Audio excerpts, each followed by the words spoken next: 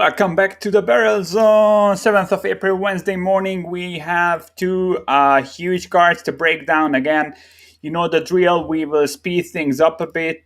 Still need to get quicker when it comes to breaking down these slates, especially with NBA when we have so many bad games.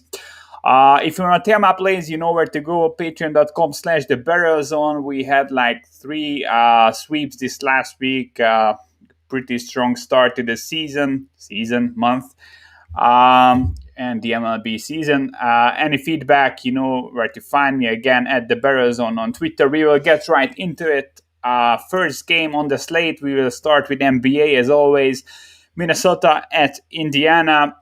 Indiana laying 3.5 points at home. I'm skipping this game. The Pacers are really hurt with injuries. Turner sprained his ankle last night. Sabonis also sat out last night's game. He wasn't even able to practice on Monday. Lamb played last night, but he just came back, so we might see him sit this one out, obviously, as they managing his minutes coming back from the injury. And Brogdon, he practiced Monday, sat out last night's game. Maybe he plays. But I mean, it's a back-to-back for the Pacers, and Turner, Sabonis, Lamb, and Brogdon are all questionable-ish. 100% skipping this one. Minnesota just won a game. They still have the worst record in the league at 13 wins and 38 losses. But you don't want to back this team either way.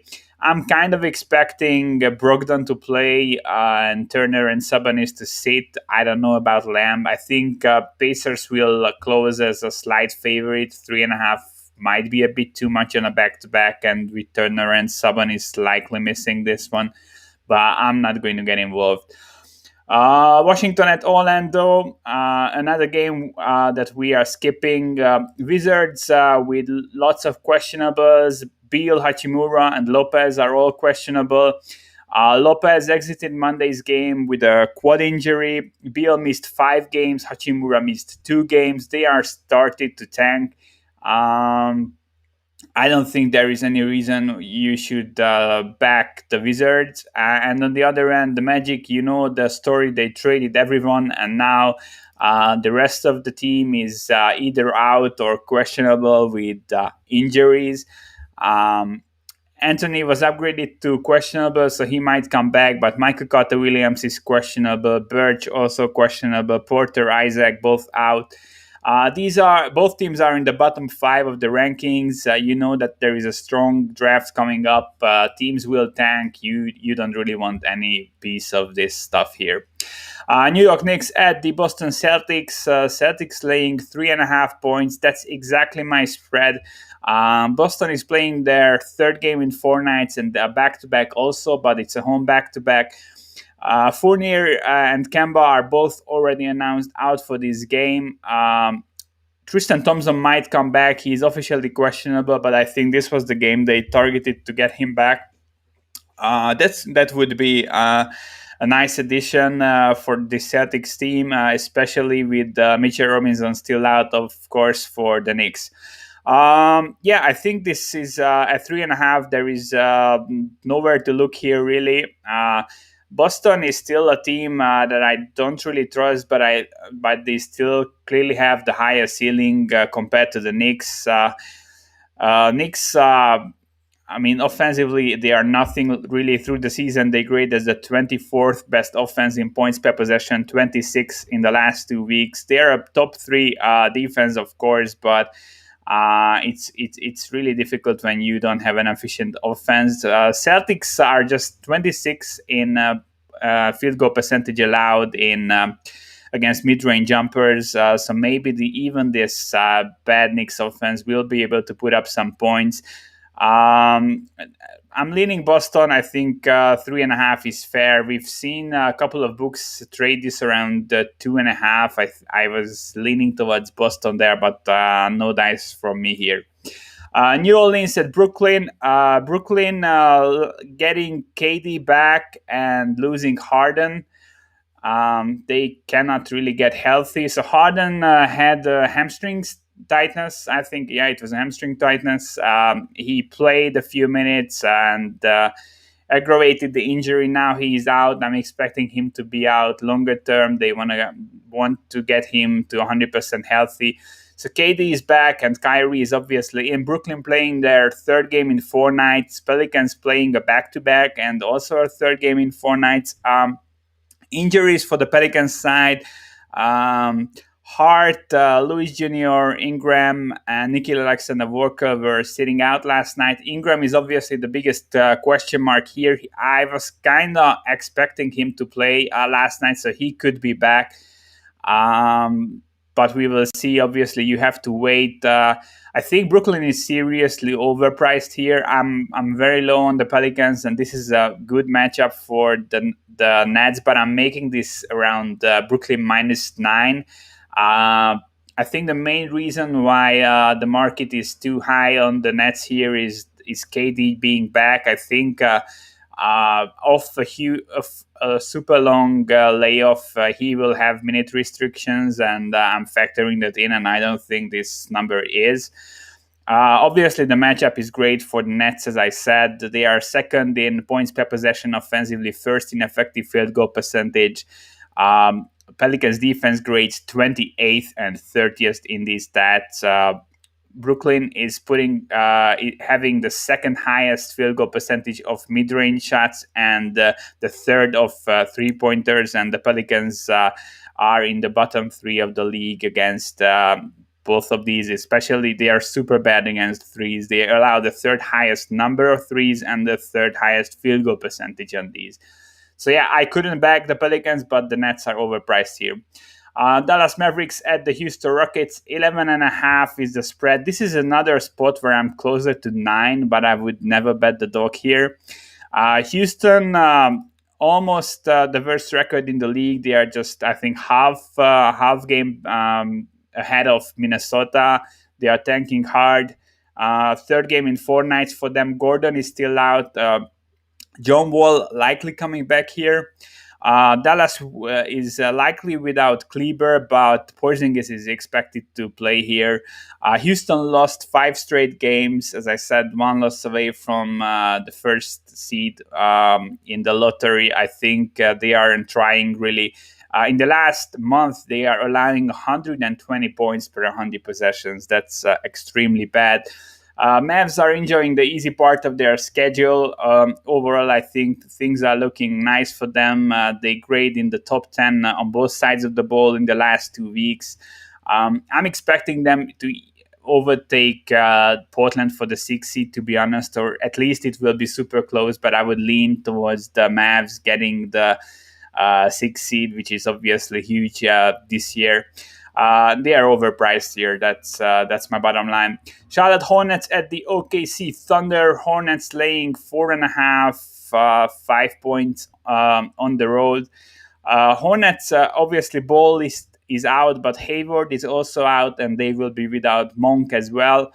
They are on extra rest, but this is not a lineup I want to lay too many points with on the road with these guys out. OKC, this is the team, the organization that's tanking the most. I'm kind of waiting when they are going to get fined. Horford is already set out for the season. Beasley, Dort, SGA, Muscala, Hall all out. They have 3 guys in the concussion protocol for 10 days or something like that. They are milking everything they can, and they are trying to field the worst team possible. They lost 3 straight now, but they still only have the 8th worst record, so they will need to try harder. But this offense is grading as the worst in the league in the last 2 weeks, in the last month, and through the entire season. Also, they have a -8 point differential in the last 2 weeks. Insanely bad. Hornets, 5 seed in the East, but this isn't a good team. The East is just bad. Especially with these injuries. They are also 5-5 in the last run. They play 500 basketball. This is like the 20th best team in the league, missing their 2 best players. You don't want to lay points with them on the road. I make this exactly 5, so no edge either way. But I think there is an edge in the next game. Memphis at Atlanta. Atlanta laying just 2 points at home. Yeah, this line is off for multiple reasons. First of all, if everyone was in for both teams, I would make this around Hawks minus 3.5. Both teams are playing their third game in 4 nights in the back to back, but the Hawks are playing just the home back to back, while the Grizzlies did have to travel. Atlanta without Collins, but as I said, Gallinari is looking really good, getting most of his minutes. Hunter Reddish are out. Hunter was basically out for most of the last like two months or so.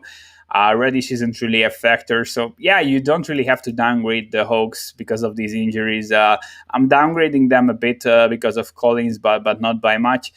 Memphis, Brandon Clark and Melton were out last night, and the big news is that Morant left the game with a back injury. It's likely not contact based. It was just something that's hurting him. He had like 3 very bad shooting games in a row. Left last night's game, as I said.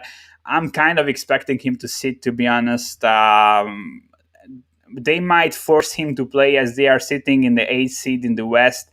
But I don't see the point really. It's this will be a first round exit for them either way. You don't really want to ruin your franchise guy by forcing him to play. So yeah, I'm expecting him to sit, and then the Hawks should be like 6 point favorites or maybe even more. So yeah, I think this Hawks -2 is a huge grab if you can get on it now. Bet365 has it. A couple of shops have it. As for the matchup, I mean, rebounding is kind of equal. Hawks free throw rate, obviously one of the keys with them. They draw the second most in the league. Memphis defense just grading 17th. The Memphis defense is overall really good, in the top half of the league. When you look at the shot map, no matter where you try to attack them. And with the strong rebounding, I mean, they can play spoiler in some matchups, but I think without Morant, if he is sitting or if just he is playing but he's not 100%, this is a difficult task. So yeah, I think Morant sits, and even if he plays, I make this Hawks -3.5, and this is only 2. So yeah, I will have an Atlanta ticket today. San Antonio Spurs at the Denver Nuggets. Yeah, this is a weird game. Denver won 6 straight. Obviously, they are the hottest team right now since adding Gordon. Spurs lost 3 straight, 2-8 in the last 10. Nuggets playing a back-to-back third game in 4 nights, but it's at home, so it's just a home back-to-back for them. Everyone played 30 minutes or less. No real issue there. Nuggets will have huge edges here. They are second in offensive rebounding.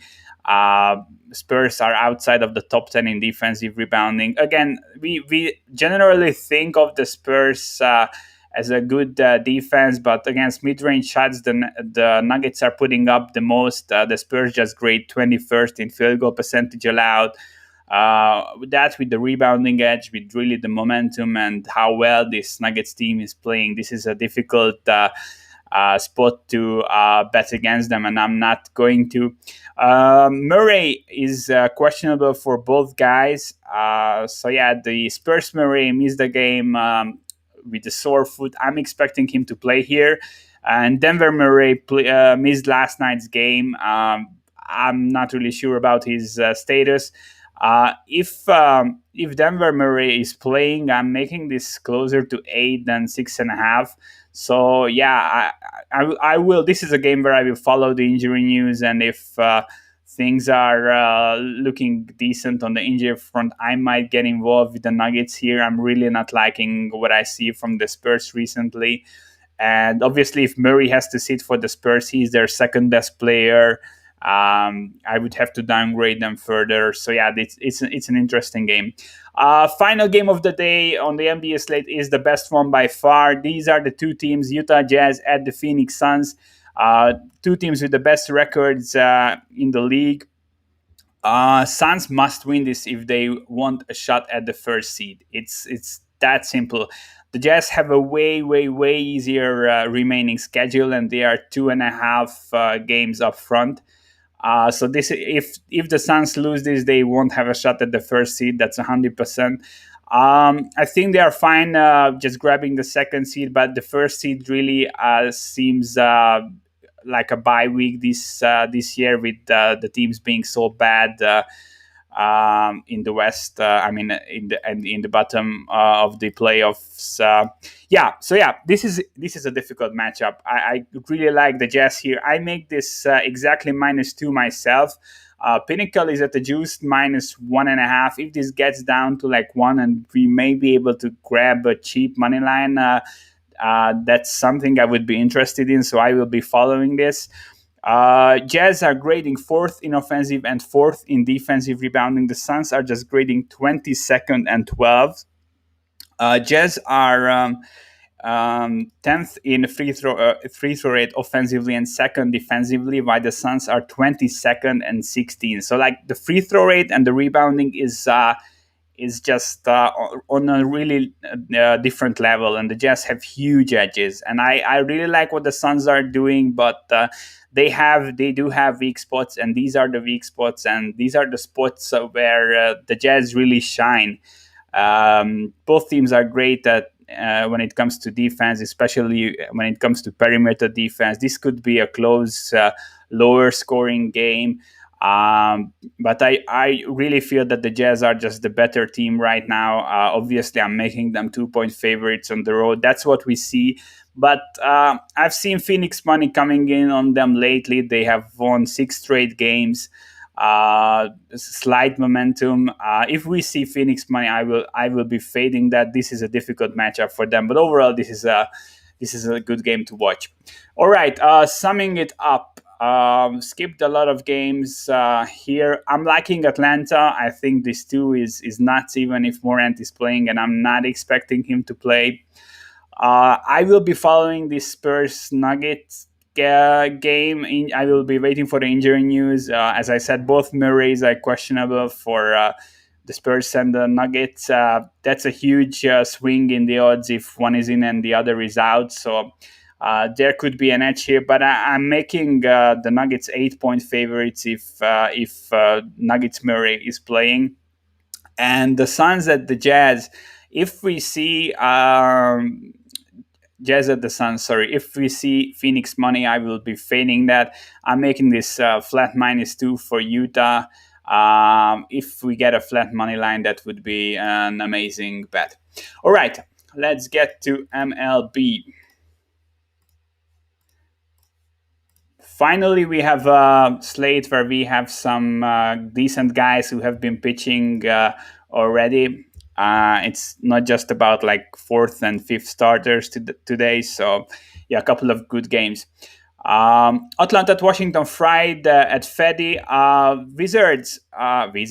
Nationals with tons of COVID cases. The guys who are on the COVID IL include Avila, Gomez, Bell, Mercer, Harrison, Schwarber, Corbin, John Lester, and Brett Hand. I'm not touching the Nationals until all these guys are back, and then we will wait a few weeks. We have seen in other leagues and in MLB also last season what COVID does to you. I think the Nationals are in deep trouble after this outbreak. Pittsburgh at Cincinnati, Cool at Castillo. Both guys had extremely bad first games. Both went only 3 innings. Cool was pitching after, obviously, his Tommy John surgery. Velocity wasn't really there. I went back and looked at his stats from pre-surgery. His fastball was around 96 miles or even higher. He was around 93, 94 here. I didn't like what I see. Obviously, Pittsburgh is also a bad team, so not running to the window backing them. On the other end, Castillo, I'm super high on him, but he gave up 8 earned runs in the first outing in just 3 innings. He had 0 strikeouts to go with the 8 earned runs. That's not it. I'm not buying it. Biggest issue also 2.5 miles per hour lower on his fastball. These things happen early in the season, and I try to not overreact them. But obviously, we are not laying minus 200 on a guy who looked super off in his first start and has lost almost 3 miles of velo on his fastball. Minnesota at Detroit, Maeda at Boyd. Again, Maeda pitched against Milwaukee, and he just went 4 innings. I didn't really like his stuff. I was watching this game. I think the fastball was really off. Everything was very hittable. Minnesota will get him in order. I think he will be a decent arm, and this line is also kind of implying that his second start should be better. I'm making this minus 160, minus 167 is the line right now. Matt Boyd on the other end, he went 5 innings. In a scoreless outing against Cleveland. Uh, I'm super low on Matt Boyd. I'm not buying back in, no matter how well he pitched, and he didn't really pitch that well either.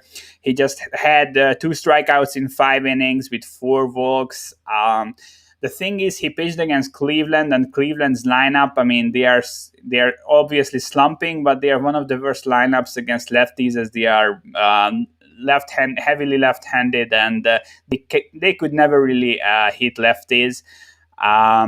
Again, velocity was down. He was around 90 miles per hour on his fastball, compared to like 92 plus that we would like to see. And Minnesota will be a way tougher out for him. So yeah, I'm looking at Maeda. He's a guy that I'm looking to back later in the season against better teams. Maybe if I don't have to lay minus 170. I'm out on Boyd, but really there is no edge here. Tampa Bay at Boston, Yarbrough at Eovaldi. Yeah, this is a game I start for myself. I think Boston shouldn't be this big of a favorite. The last 2 days weren't really going well for the Rays. They lost a close game against Boston like yesterday, and they were blown out 2 days ago. But I mean, I still have them winning 3 more games than Boston through the season. I still have Yarbrough as the better pitcher than Eovaldi, and I still think the Rays bullpen is better than the Boston bullpen. So yeah, and we got plus money with the Rays. So I think that's the side here really. I'm always angry at the Rays as they are pulling pitchers after like 5-6 innings, no matter how well they are pitching. Yarbrough pitched scoreless 5+ innings in his first outing, and he was pulled after 65 pitches. I don't like to see that, but obviously the performance was really good. I think this is again a great matchup for him. Boston doesn't really have too many guys who are hitting lefties well. Everyone thought that Boston is back. They had a strong offensive outing like 2 days ago, but through the season they still sit at a 69 WRC plus. They got quite lucky with some of the results, and the underlying offensive numbers aren't really there. Eovaldi in the first game, he went 5 innings, had 4 Ks, pretty nice overall numbers. But I'm really not high on him. Last season he had a 40% hard contact rate, 4.6 FIP to righties, 24% line drive rate. Overall, I'm not high on him, and I think really this Rays team is just a bit better than this Boston team overall, and Yarbrough is a bit better pitcher than Eovaldi. So yeah, it's an easy look for me. Kansas City at Cleveland, Junis at Bieber. This was supposed to be Keller's start, but he got pushed back a day, so he will face the White Sox tomorrow. This is likely a bullpen game. I looked at Junis. I think he pitched like 2 innings or something similar recently. So we can maybe expect like a 2-3 inning short outing. This will be a bullpen game. My line would have been with Keller, Cleveland minus 182. I think we will see something over minus 200, and this Cleveland offense isn't the team that I'm laying minus 200 with. Toronto at Texas, Ryu, Gibson. Yeah, Toronto is extremely overpriced here, but you know why. I mean, the Jays are a fashionable team to back. They are a public team. Ryu is obviously their ace and a pretty trustworthy guy who is extremely consistent. While the Rangers are one of the worst teams in the league, and Kyle Gibson, I told you before his first start that he is not looking right for me. He pitched less than an inning and gave up 5 earned runs, 3 walks. Yeah, this is not a guy you really want to back. And I mean, Ryu is just doing Ryu things. He went 5 innings, 5 Ks, 2 earned runs. I think he will be stretched out to 6 pretty soon. Blue Jays way better team. But yeah, minus 190 is a bit rich in my opinion. Milwaukee at the Cubs, Woodruff, Kendricks. We get a pick'em game again. As I said yesterday, we will see a lot of pick'em games between these two teams. They are extremely close. Both of these guys had ugly first starts. Woodruff went 4 innings, gave up 3 earned. He only pitched like 78 pitches. Yeah, he's a workhorse normally. It's really weird. On the other end, Kyle Hendricks went 3 innings against Pittsburgh and gave up 3 earned runs with 3 walks, 4 hits. Only a 25% called strikes plus whiffs. His fastball was down in like the 85 to 86 mile range, which is he is not a hard thrower. He is not known for that, but that's very low even for him. Yeah, I think this is a high variance close game, just as I said yesterday for the same matchup. Both teams are kind of struggling early, but the Milwaukee team is really struggling. They have a 32 WRC plus early. Their bullpen is in the bottom 10. I rate Woodruff a bit higher than Hendricks, but yeah, there is no edge here, and I would like to see both guys at least for one or two more starts before I can start backing either of them. LA Dodgers, Bauer at Oakland, who are starting Jesus Lizardo. Yeah, Bauer was looking pretty decent in his first start. He was hit in the 7th inning, but he went 6 innings with a no-hitter. He struck out 10, almost stretched out to 100 pitches.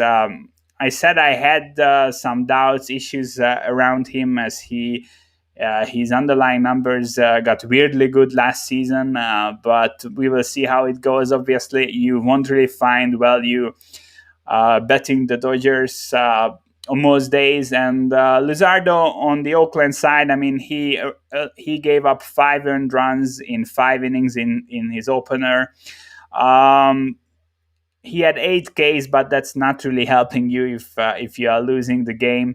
His fastball isn't really looking that sharp early on. He also had pretty bad luck when it comes to balls in play, and yeah, he had an extremely high home run to fly ball ratio. Of course, I still think he's one of the most talented, likely the most talented Oakland starters.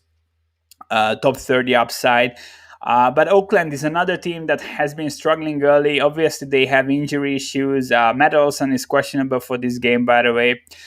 So yeah, Oakland is sitting at, they have a 58 WRC plus. That's the third worst in the league. And the bullpen has a 6.9 FIP. That's the third worst in the league as well. Obviously, the bullpen will likely get it together, but I'm not a huge fan of this offense. I really would like to see Jesus Lizard get it together. We might back him later if he's showing positive signs, but I'm not backing him against the Dodgers for sure. New York Mets at Philly, Peterson at Nola. Yeah, Peterson, and obviously the Mets are in a tricky situation. They were supposed to play Washington in the first series that was postponed. This is only their third game, the first start for Peterson. I really like his stuff. Going back last season, I think if you just look at the basic stats, he's an easy guy to fade. Looks like that. He had a 3.4 ERA, but a 5 plus Sierra. But I mean, he is missing bats, 11% swinging strike rate, only giving up a 31% hard contact, really nice average exit velocities. Overall, I'm liking him. I think he's an interesting arm. He had walk issues. He had a 12% walk rate last season. In the spring, he only walked three bettors in 12 innings. We will see if he fixed it or not. Not running to the window to back him, but I think he could be a sneaky guy to back later down the line. Philly with Nola, I mean, I'm really high on Nola. I think he's a top 10 arm. Did look good in the first outing. He has amazing history against the Mets. If you look at batter versus pitcher numbers, the current Mets roster has like 200 plate appearances against him, and he has like a 30% plus K rate, totally dominating them. And Philly is also really strong against lefties. This roster generally, last year they had a 118 WRC plus, over 200 ISO, relatively low K rate, but almost a 12% walk rate. But yeah, I think there is some value on the Mets, to be honest, here, as I think, I mean, yeah, they are a great team.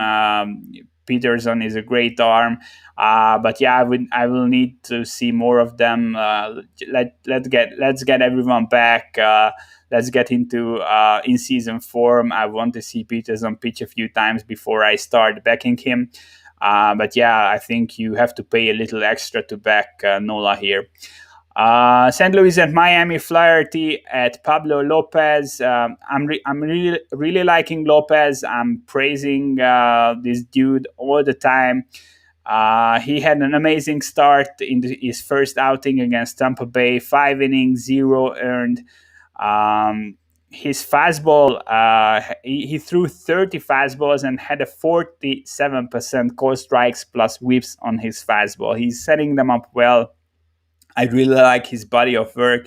On the other end, Flaherty pitched just 4 innings, gave up 6 earned runs, also walked to just 26% called strikes plus whips. His velocity was down on his fastball, 1.5 miles per hour. Obviously, I'm not overreacting to these early. He could gain back that velo pretty soon if he pitches a few games. But concerning first outing, so I'm not laying minus 109 on the road with him against a really good pitcher in Pablo Lopez. This is an interesting game where I'm leaning towards one side. San Francisco at San Diego, Gaussman at Snell. Snell only laying minus 154. I make this minus 163. I think the line is overreacting a bit on the Tatis injury. Obviously, he will be out for a while.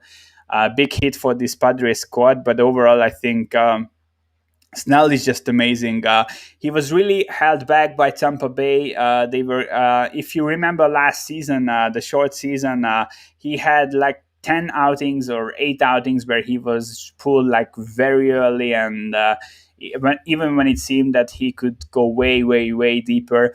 So yeah, he wasn't really pitching amazing in his first outing. He just went 4 innings and he was pulled, but he got up to 86 pitches, which is, I think, a great sign. He could hit 90 plus easily here, likely hitting 90 plus here. Whiffs were there. He hasn't given up an earned run. I'm kind of liking him. And on the other end, Gaussman, another guy who lost some considerable velocity on his fastball. Splitter was pretty bad, just 21% call strikes plus whips. And he played against Seattle, one of the worst teams in the league, and now he's on the road facing San Diego. I think this is a huge step up for him.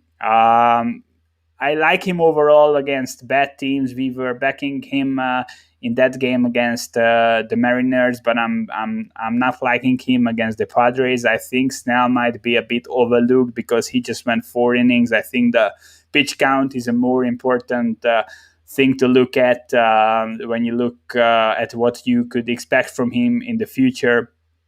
And yeah, I think the Padres are a nice look here. White Sox at Seattle, Dallas Keuchel at Dunn. What Justin Dunn? Yeah, I really completely forgot who this dude is. I went back and looked at his stats last year, and I understood why he basically is one of the worst starters in the league.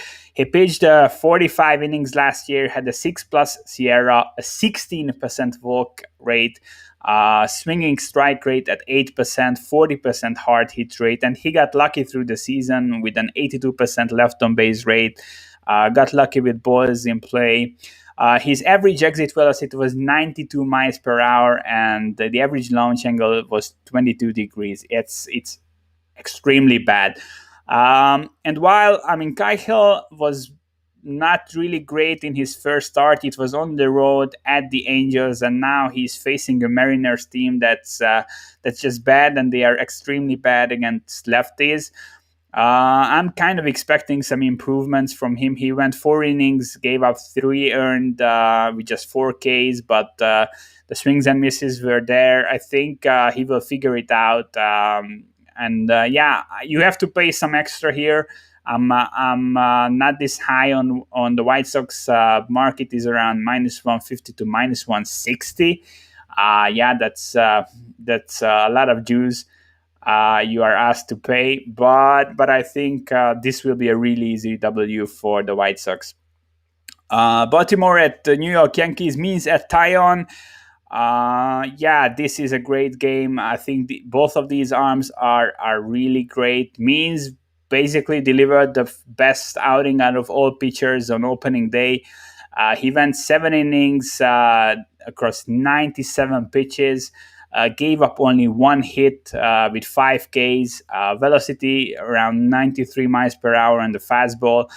I think overall he looked amazing, and I was really high on him coming into the season. Tyon, on the other end, the last time he pitched in a full live game was back in May 2019. He pitched in 4 spring training games, had a 1.08 ERA, 14 Ks to 4 walks. He's coming off Tommy John surgery. I really like the guy. I think he will be limited to like 3 innings here, maybe he touches 4, but I think like 3 innings is what you could really expect here. But I mean, we see how good this Yankees bullpen is right now. They have the best underlying stats so far this season. They have like a 170 something FIP. Everyone is healthy, and yeah, they are doing what they are supposed to do. So yeah, I'm not concerned even if the bullpen has to take over after 3 innings, and I'm really not concerned for Means. I know that the Yankees are a great team, but I mean, this guy is a great pitcher. Wind will be blowing in. I think this 9 total is a bit high, to be honest. Especially, we don't know obviously how deep Tyon will go, but if he goes like 4 innings, I think this is extremely high. We will see. But yeah, I think the line is absolutely right. I make this Yankees -186, line is -193 on Pinnacle. So yeah, no edge there, but I think the total is a bit too high here. Final game of the day, and we are not breaking this one down. Arizona at Colorado, Bumgarner at Senzatella. These were the guys who delivered the worst outings in the first 2 days of the season. Senzatella went against LA, the Dodgers. He gave up 7 earned runs. Just absolutely terrible underlying numbers, and he's a guy I'm very low on. Madison Bumgarner at least had a nice velocity uptick, but again, he allowed 6 earned runs in 4 innings, but he was missing some bats, 37% called strikes plus whips. I think maybe he will be a buy low against better teams when he's like a big dog. But I mean, I really don't want to back either guys here. I make this exact game exactly a pick 'em. That's kind of what we see. Colorado minus 109 on Pinnacle. Yeah. All right. So, summing it up, I'm leaning towards Tampa Bay at plus money. I think this should be a pick 'em at the worst case. I know the Rays didn't really look good in this series so far, but I think they are the better team. I think the Padres line is really the result of overreaction to the Tatis injury and Snell only going like 4 innings the last time out. I think his pitch count is high enough. This is not a difficult matchup. On the other end, Gaussman did look good against a very weak lineup, but there were concerning signs. I think the Padres are winning this one. And as I said, I think this 9 total is pretty high in the Yankees game. We don't know how deep Taillon will go. If he goes above over 3 innings, I think the under is a nice look. So thanks for tuning in. If you want to take my plays, you know where to go. Patreon.com/the bettors zone. I will see you guys tomorrow at the same time. Good luck with your wagers and enjoy your day.